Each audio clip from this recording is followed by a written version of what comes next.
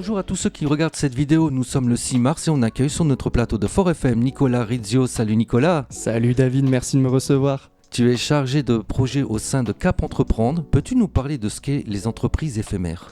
Alors, du coup, au sein de Cap Entreprendre, effectivement, comme tu dis, je suis chargé de projet et l'émission que je pourrais avoir, donc du coup, ça va être la coordination de ce qu'on appelle, nous, les entreprises éphémères. Alors, qu'est-ce qu'on entend par entreprise éphémère ? C'est notamment le dispositif des coopératives jeunesse de services. Ce dispositif, en fait, c'est un dispositif de création d'entreprises éphémères pour la jeunesse. D'accord. Grâce aux coopératives jeunesse de service, un groupe de 15 à 20 jeunes va pouvoir créer sa propre entreprise éphémère le temps d'un été. Donc c'est-à-dire qu'entre les mois de juillet et d'août, ce groupe de jeunes qui a entre 16 et 20 ans va être accompagné donc par 2 animateurs, donc 2 personnes qui vont être embauchées directement par Cap Entreprendre en CDD, D'accord. de façon à ce que en fait, ce groupe de jeunes puisse proposer diverses prestations de services au territoire concerné. Et là, en l'occurrence, on est donc sur le territoire de Forbach-Sarrebruck, parce que cette coopérative jeunesse de service, elle est transfrontalière. Donc le groupe de jeunes, ça va être 10 jeunes français et 10 jeunes allemands qui se réunissent, qui se mettent en commun et qui vont donc proposer leurs services à la population de Forbach. Donc par rapport à ça, on a quand même une organisation particulière qui dit entreprise, dit que ces jeunes-là vont devoir être formés au monde de l'entreprise, surtout du fait de leur jeune âge. Donc pendant à peu près 2 semaines au début de leur initiative au mois de juillet, un ensemble de partenaires donc, qui comprend aussi bien donc, des collectivités territoriales comme la région Grand Est, comme l'Europe, comme le département de la Moselle ou même la mairie de Forbach et la mairie de Bérennes-les-Forbach, mais aussi bien diverses entreprises du secteur vont former donc nos jeunes de façon à ce que en fait, les rouages du monde de l'entreprise n'aient plus aucun secret pour eux, et ces jeunes en fait ensuite vont s'organiser en 3 pôles.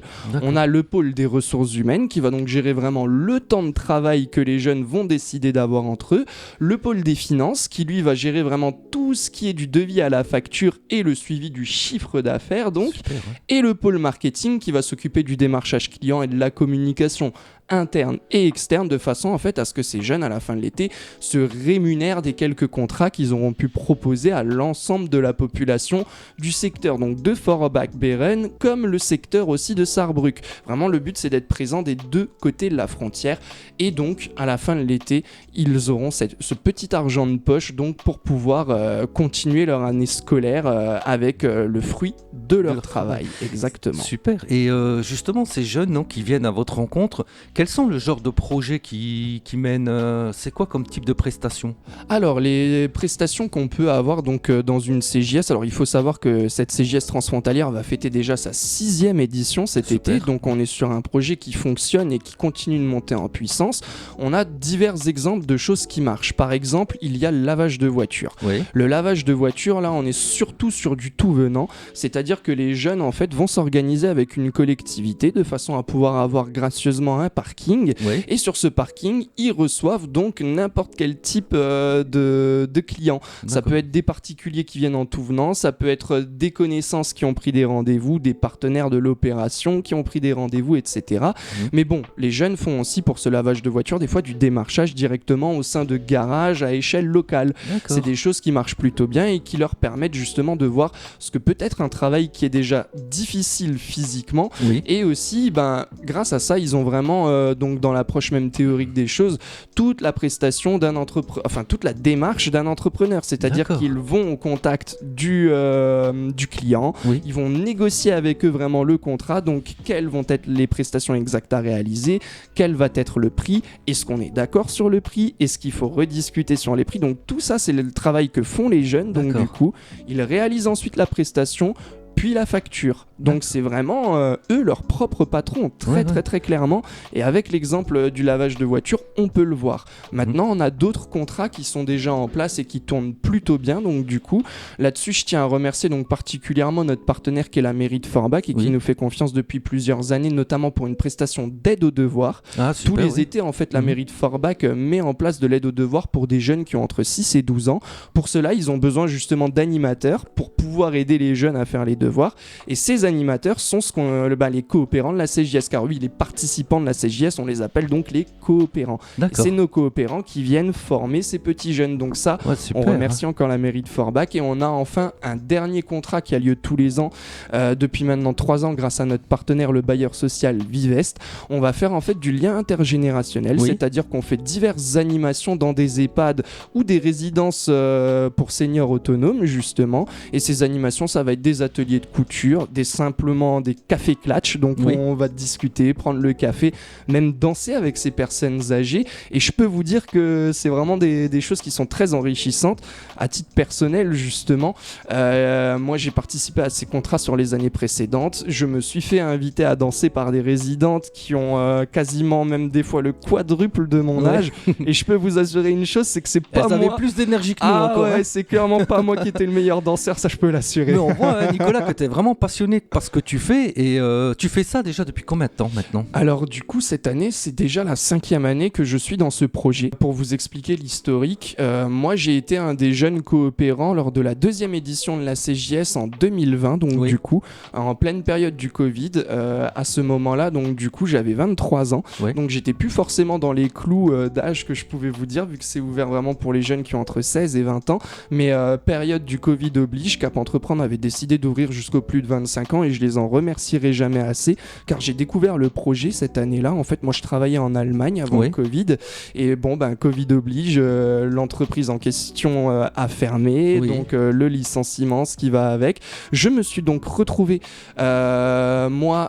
sans possibilité de travailler, donc du coup sans travail sur le moment, et je me suis dit tiens, ce projet de CJS peut être un projet hyper intéressant, tant qu'à faire autant aller voir. Et c'est, vous le voyez, je suis là aujourd'hui, ça m'a vraiment plu. Donc j'ai eu l'occasion après l'été 2020 pour les étés 2021 et 2022 de devenir animateur, donc l'encadrant sur le terrain du groupe de jeunes, où j'ai permis encore une fois donc du coup à la jeunesse de pouvoir exprimer son potentiel et montrer à l'ensemble des acteurs du terrain justement ce que la jeunesse a dans le ventre. Donc ça m'a vraiment fait très plaisir, et donc j'ai pu rejoindre Cap Entreprendre ensuite pour devenir coordinateur des CJS déjà depuis l'été 2023. Donc c'est mon 2e été en tant que coordinateur des CJS, et pour la spécificité, cette année, je vais carrément former nos animateurs que nous embaucherons en CDD, car il y a la CJS de Forbach-Sarrebruck, mais on est aussi présent pour une CJS sur le territoire de Thionville-Lutz et celui de Mirecourt. Donc beaucoup de travail pour l'été à venir, mais bon, encore une fois, du travail qui va nous permettre de montrer que la jeunesse en a dans le ventre et que la jeunesse est capable de faire bouger ses territoires. C'est super, en tout cas on voit que tu es vraiment passionné par ce que tu fais, et tu disais que tu travaillais en Allemagne, mais tu faisais quoi avant, pour qu'on ait un peu le 2 poids 2 mesures, tu vois? Alors avant, en Allemagne, du coup, j'étais dans tout ce qui est vente de cadeaux publicitaires dans un grand groupe, donc c'était vraiment des notions qui étaient plus liées au marketing que je pouvais voir, au démarchage client, etc. Donc j'avais déjà une certaine expérience dans le commercial. Ce que j'allais dire, ça te sert aujourd'hui un peu... Qui peut aussi me servir aujourd'hui. Et puis au-delà de ça, moi, mon expérience est surtout associative dans mon passé. C'est-à-dire que depuis que je suis au lycée, donc j'ai été diplômé du bac en 2015. Donc ça commence déjà à remonter maintenant, bientôt 10 ans. J'étais déjà engagé dans des associations lycéennes, étudiantes, qui organisaient donc des festivals humoristiques, des festivals de musique à échelle régionale, donc.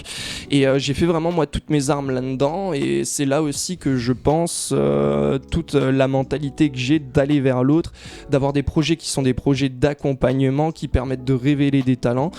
Ça m'est venu grâce à ce parcours associatif, et je suis très heureux aujourd'hui grâce à Cap Entreprendre d'avoir pu trouver justement un équilibre qui fait le point de mes 10 premières années de vie professionnelle entre ce que j'ai pu faire dans l'associatif, ce que j'ai pu faire dans mes différents métiers, et là aujourd'hui on est dans une cohérence totale grâce aux divers projets menés par Cap Entreprendre. Et justement, si certains jeunes seraient intéressés par cette prestation, comment ils peuvent faire pour te rejoindre et comment ils doivent s'inscrire en fait? Alors par rapport à ça, donc pour ce qui concerne les animateurs, donc nous sommes en recherche de 2 animateurs bilingues au moment où je vous parle, qui prendraient leur poste donc du coup pour le 3 juin prochain. Alors, je peux te laisser, si tu veux faire la demande ici à l'antenne, il n'y a pas de souci. N'hésitez pas, si vous êtes un jeune qui a 18 ans passer, qui a des compétences dans le bilinguisme. Alors on ne demande pas un niveau de langue forcément maternel dans les deux langues, mais si on a un niveau maternel en français, se débrouiller comme il faut en allemand et inversement. Donc les candidatures sont ouvertes. Vous pouvez moi me contacter sur mon adresse email, donc nicolas.rizio@capentrepreneur.fr avec votre CV ainsi qu'une lettre de motivation par rapport au poste. Donc n'hésitez pas, vous pouvez retrouver la candidature sur le site internet de Cap Entreprendre ainsi que les réseaux sociaux de Cap Entreprendre. Ce serait un CDD donc du coup de 3 mois qui durerait du 3 juin jusqu'au 30 août pour accompagner sur le terrain ce groupe de jeunes qui, quant à lui, le groupe de jeunes commencera son aventure le lundi 8 juillet. Donc du coup, ce groupe de jeunes sera recruté par les animateurs justement, et pour nous rejoindre, vous la jeunesse, n'hésitez pas à aller nous follow sur notre compte TikTok et notre compte Instagram, cjs.forbach.saarbrücken, tout simplement, de façon à avoir déjà ce qui s'est fait les autres années et de façon aussi à pouvoir avoir des informations sur nos futures réunions d'information collective, car oui, nous viendrons à votre contact et nous viendrons à votre rencontre aux centres sociaux de la SBH du Wiesberg, de Bellevue, à la cité éducative de Bérennes-les-Forbach, ainsi aussi qu'à la maison du département de Forbach. Mais vous nous avez peut-être déjà vu pour certains passer dans vos lycées, je pense notamment au lycée Blaise Pascal, où j'ai déjà eu l'occasion de pouvoir y aller cette année déjà. Donc voilà, n'hésitez pas à venir vraiment nous voir sur les réseaux sociaux, c'est là que vous aurez le plus de contacts possible, et vous pourrez voir aussi après cette interview mon compte Instagram personnel. N'hésitez pas à passer dessus, c'est aussi un compte que je peux utiliser dans le cadre des CJS. Donc voilà, Nico Rizio, vous aurez toutes les informations là-dessus et vous aurez une réponse quoi qu'il arrive. De toute façon, tes liens s'affichent en fin de vidéo, donc si vous avez pas eu le temps de les prendre, ne vous inquiétez pas, à la fin de la vidéo, il y aura un petit récapitulatif de tous ces liens, tous ces réseaux.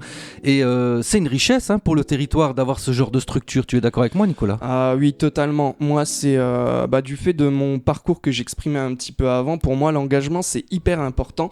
Et pour moi, l'engagement, il est forcément en lien avec le territoire sur lequel on s'engage. Et avoir des projets d'entreprise éphémères pour la jeunesse, c'est une chance pour n'importe quel territoire qui en voudrait. Déjà, ça permet à des jeunes, justement, qui ont des facilités scolaires ou qui n'en ont pas, de pouvoir avoir un projet qui leur permet d'apprendre différemment. Parce que pendant les 2 premières semaines d'été, donc, on a des entrepreneurs, on a des collectivités qui viennent former et informer les jeunes des dispositifs qui sont en place sur notre territoire, mais aussi qui leur apportent des compétences transversales qu'on n'a pas à l'école, très clairement. Donc c'est déjà un plus sur cet aspect théorique, mais au-delà de ça, on permet aux jeunes de se débrouiller par eux-mêmes. C'est eux leurs propres patrons pendant l'été, c'est eux qui définissent leurs heures de travail, c'est eux qui définissent le type de contrat qu'ils ont envie de faire, c'est eux qui font le démarchage. Donc là, on a vraiment en fait un outil qui permet à la jeunesse d'être autonome et de monter en compétences. C'est quelque chose qui est quand même non négligeable pour des jeunes de n'importe quel territoire. Mais au-delà de ça, chaque territoire qui peut permettre à sa jeunesse justement de faire ses premières armes sur son territoire, c'est un territoire qui va engager sa jeunesse à rester. Dans le Grand Est, on est sur une problématique où beaucoup de jeunes s'en vont. Beaucoup de jeunes partent vers d'autres régions, où beaucoup de jeunes, même si on prend plutôt les petites et moyennes villes telles que Forbach, beaucoup de jeunes partent ne serait-ce que sur les métropoles. C'est pas normal au final que tous nos diplômés, ou presque tous nos diplômés, veuillent partir alors qu'on a justement sur le territoire un potentiel immense pour garder ces jeunes diplômés. Et je suis même sincèrement persuadé que des projets concrets pour les jeunes qui permettent aux jeunes de voir quelles sont les entreprises du secteur, quelles sont les collectivités du secteur, qui les entendent, qui les écoutent, qui les accompagnent, c'est un pas qui est nécessaire à faire par tous ces acteurs-là pour fidéliser la jeunesse et faire en sorte que ces jeunes-là ensuite veuillent trouver un emploi sur le territoire. Et je pense qu'avec la CJS, on répond clairement à cette problématique. Comment fidéliser les jeunes sur un territoire ? Comment apporter des réponses aussi aux commerçants ? On a certains territoires où des commerçants vont se poser vraiment la question de « Ah, j'ai la retraite qui arrive bientôt, j'aimerais bien que mon entreprise puisse perdurer dans le temps. comment je fais la passation ? Eh ben peut-être que grâce à des projets concrets comme la CJS, on permet à ces commerçants de trouver des jeunes qui auront peut-être envie de reprendre leur entreprise, qui auront peut-être envie aussi de rebondir. Et puis au-delà de ça, si on le voit vraiment du côté de l'emploi, des jeunes qui rentrent déjà dans une première démarche de recherche d'emploi, de création même d'emploi, vu que c'est vraiment eux leur propre patron, le temps d'un été à déjà 16 ans, moi je trouve que ça donne beaucoup de messages positifs quant à l'envie et quant à la motivation de ces jeunes. Et il faut donc pas les abandonner, et il faut qu'on continue, nous, de les accompagner d'été en été, et même au-delà de l'été, qu'on les accompagne plus sur le reste de l'année lorsqu'ils sont de retour en cours, de retour dans leur mission locale, etc. Donc on a un projet qui peut vraiment réunir de nombreux acteurs d'un territoire, aussi bien les collectivités, aussi bien des entreprises, aussi bien les acteurs de l'éducation, de façon justement à pouvoir créer de nouvelles perspectives pour la jeunesse et répondre à des besoins que certaines instances n'avaient peut-être pas forcément anticipés. Et tu as d'autres partenaires ? Alors au niveau des partenaires, du coup, je vous parlais avant effectivement des partenaires plus institutionnels. Oui. Mais on a aussi donc pléthore d'entrepreneurs du secteur.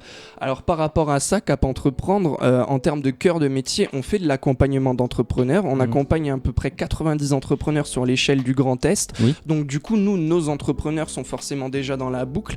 Mais on a aussi donc des réseaux d'entrepreneurs qui peuvent intervenir. Le club franco-sarrois, le club d'affaires franco-sarrois par exemple, qui peut intervenir. On a Christelle Robin, donc qui est qu'on connaît très bien. Salut voilà, ouais, on te passe le bonjour Christelle, effectivement, qui fait partie donc de la boucle. On a aussi donc des associations comme les Petits Débrouillards qui vont être vraiment sur des choses qui touchent à la violence, au harcèlement, parce qu'on sensibilise aussi les jeunes à ces questions-là. Et on a aussi des entreprises donc qui sont spécialisées dans des choses comme le marketing, avec notamment la société Hourcom et d'autres partenaires qui sont aussi très impliqués dans tout ce qui est interculturalité, parce que qui dit projet transfrontalier dit qu'il faut aussi aller derrière la barrière de la langue, permettre aux jeunes de se comprendre. Et là-dessus, on remercie notre partenaire allemand, l'ASCO Europa Stiftung, qui est vraiment le gros partenaire opérationnel allemand de l'opération et qui permet en fait aux jeunes de trouver aussi des opportunités de l'autre côté de la frontière. D'accord. Donc voilà, on a aussi le fait qu'on veut faire vivre ce bassin transfrontalier parce qu'on se rend pas toujours compte de la chance que c'est de vivre juste à côté d'une frontière. Et de la richesse qu'on a aussi. Tout à fait. Et tous les liens de contact pour joindre Nicolas s'affichent à l'écran. Vous trouverez ses locaux de Cap Entreprendre au 96 rue Général Altmaier à Saint-Avold.